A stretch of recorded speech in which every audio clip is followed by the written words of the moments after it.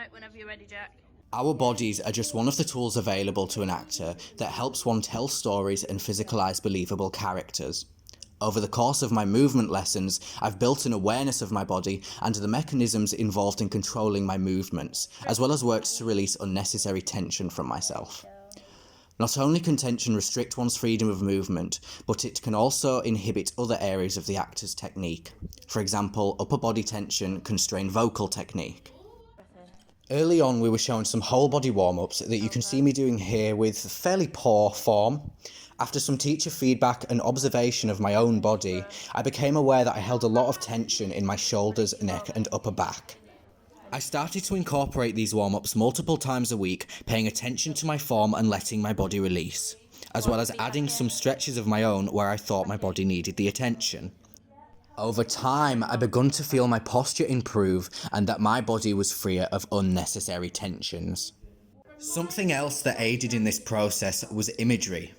Creating the idea of balloons above my head pulling me up, or that my feet and knees were soft sponges, helps to give me a more relaxed and dynamically aligned form outside of work contexts.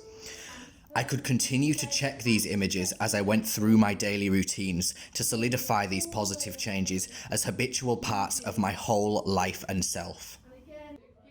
Some days I still find myself carrying tension, however I've noticed a big difference since incorporating these strategies.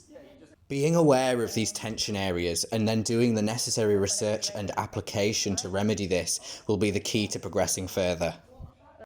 The Laban efforts are something that have helped to deepen my awareness of my own body.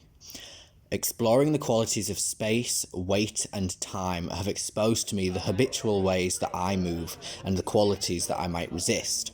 I tend to find the lighter qualities are much harder for me to achieve, and my habitual movement patterns are much heavier and at times can be sluggish. Again, use of light, floaty imagery here was needed to allow me to find these qualities with the same sense of comfortability as I did the others. Knowing these efforts gave me a palette of options to apply in finding stereotypical movement patterns that real-world people may exhibit. This can be helpful for creating character. A notable example would be the Nan from my storytelling piece. I explored the pace and heavy quality of her gait, as well as the distribution of weight low down in her knees and pressed against the imaginary walking stick, creating a believable elderly character. Upon reflection, I've determined that while there is definitely an exploration happening as I pursue these qualities, I'm not wholly embodying the movements with every part of my body. I tend to move through the ends of my limbs, my hands and my feet, and the physical exploration can diminish closer to the centre of my body and in those shadow areas that are much easier to neglect. To progress this work, I should try to find specifically the feeling of each individual quality before attempting to embody that holistically, and then let that movement be inspired by generated impulses. Something that's already helping me to understand and achieve that level of detail in my physicality is animal studies. I spent time early on in the module practicing the animal's gait, first attending to the quality and general feel of the movement. Further development meant that I had to be more specific in the details of the animal. I would try to create the alignment of their spine through my form. I'd find the placement of the hips, the breath of the animal, and I'd even researched into what might inspire their senses and thoughts. I found that delving into the mind of the animal let me begin to attempt living through them like they were a real character. I still find myself holding on to my own persona a lot of the time, so I may need to build my understanding of that animal even more so that I can find a sense of trust and freedom in letting go of myself. Further development of this may mean that I can create movements instinctively through the vessel of my developed physicality. Keeping my attention on these finer details allows for specificity and gives me much more control over how I want to move. It became apparent that to achieve this consistently, I would have to build up my strength, which meant practicing my animal for brief periods almost every day.